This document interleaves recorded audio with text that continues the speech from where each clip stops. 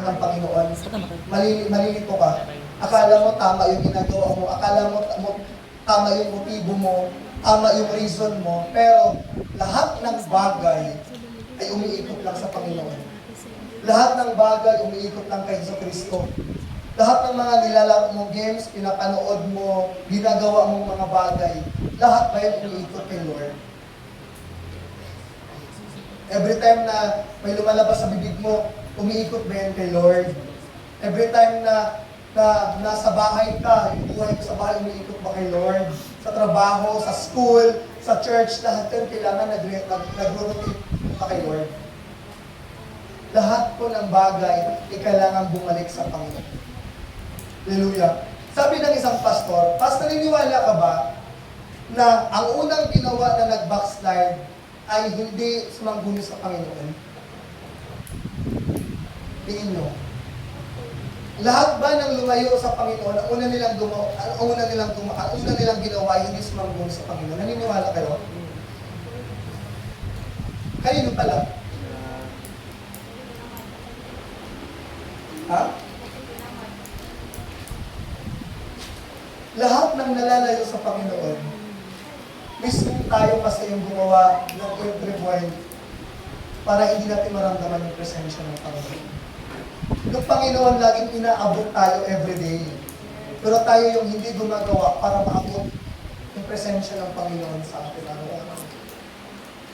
Maaaring sa lahat ng ginagawa natin, busy tayo sa school, may problema sa family, may identity crisis ka, may pangangailangan ka, pero yung pagmamahal ng Panginoon, araw-araw nandiyan. Kaya kailangan natin piliin na, Lord, yung buhay ko sa'yo na to. Lord, yung lakas ko sa'yo na to.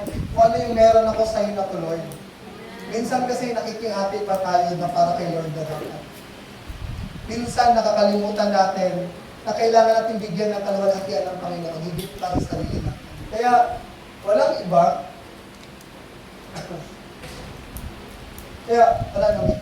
Kaya walang iba na kailangan iwasan. Hindi kailangan natin iwasan na huwag pagbigyan yung laman natin. Huwag pagbigyan kahit onting-onting daan man lang. Yung bahay natin, mapapansin natin kapag sino na dito nakaranas na may tulo yung bubong niya? Nagkatulo yung bahay nila. Kahit na onting tulo na yung patak-patak, nakakainis, di ba?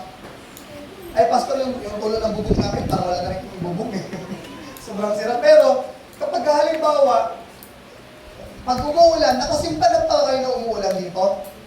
Kapag kaya, di ba itong buong bubong natin, walang tumutulo. Pero doon na part, may tumutulo. Di ba? And, kapag ka-Sunday, nagsimpa tayo, lahat tayo ditong part, iniiwasan natin itong part na yun. Di ba? Nagsisiksikan tayo dito kasi itong tumutulo. And lahat tayo affected doon sa tulo na yun. Hindi tayo komportable, nagsisiksikan dito. And hindi natin makikita na yung itong bubong na to ay maayos ginawa as may tumutulong doon. Ganon din sa buhay natin.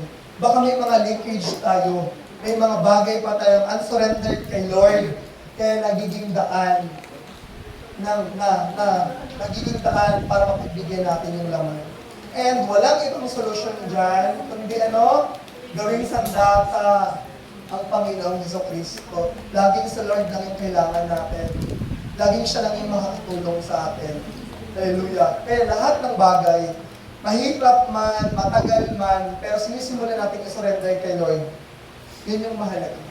And siya na yung kumilos sa heart natin. And every day, dumadaan tayo sa proseso ng pagbabago ng Panginoon.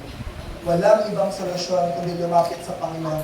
At gaano pa kasablay ng buhay mo, gaano ka kaproblemado, lalapit at lalapit ka sa Panginoon kasi siya lang yung sandata na meron tayo. Maliwanag ba? Manalangin tayo, Panginoon, marami pong salamat sa iyong mga salita, Panginoon Lord. Tulungan niyo po kami, Panginoon Lord God, na ang aming relasyon sa aming relatives, Panginoon, sa aming mga magulang, mga kamag-anak, mga loved ones, Panginoon.